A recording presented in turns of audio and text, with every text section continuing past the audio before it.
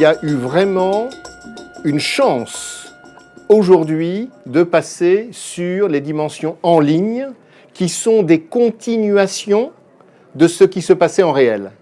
C'est-à-dire que la performance pour moi, c'est être présent en ligne et assurer justement l'efficacité, le branding de qui on est, ce que l'on fait sur les réseaux sociaux particulièrement, et le faire aussi dans des rencontres. Et là, ça permet cette continuité, cette cohérence globale. Le social selling est une opportunité en or pour justement amplifier nos messages. Et je considère que cela commence d'abord par du courage.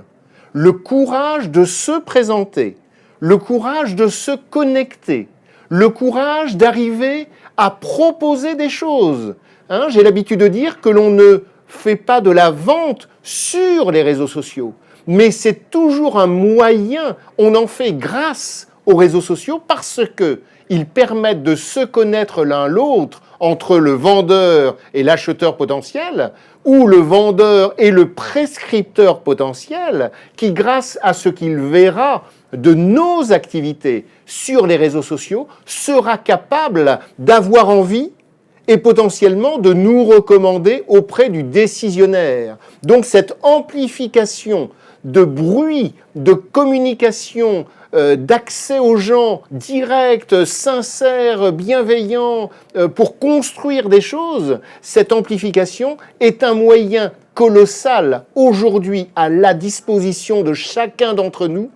Et ce courage, pour moi, fait la différence entre ceux qui n'osent pas et ceux qui font de façon positive, constructive.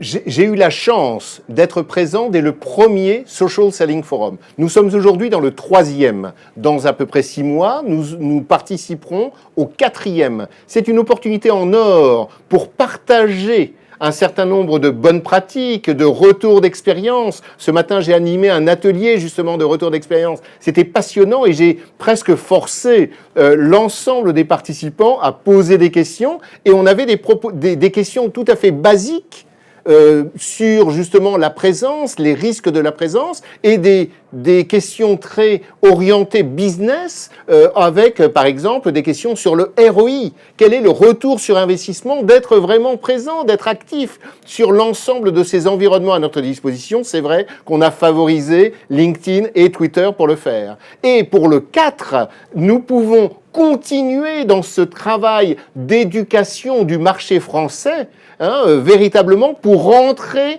dans l'utilisation pertinente, efficace, pour atteindre une performance sur l'utilisation de l'ensemble de ces outils à notre disposition.